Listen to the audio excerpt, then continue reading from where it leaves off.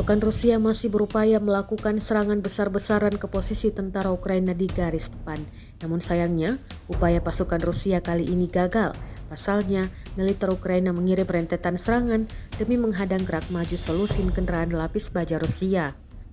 Rekamannya beredar di Telegram pada Rabu 10 Juli 2024. Dalam keterangan unggahan disebutkan, serangan yang gagal pasukan militer Rusia terhadap pasukan Ukraina yang didukung oleh selusin kendaraan lapis baja di dekat desa Paraskovievka. Ukraina meluncurkan serangan ron peledak, granat hingga artileri membuat kendaraan Rusia babak belur. Rekamannya pun menuai berbagai komentar dari warganet. Perang Rusia-Ukraina telah memasuki hari ke-868 pada Rabu 10 Juli 2024 dan belum menunjukkan tanda-tanda akan mereda.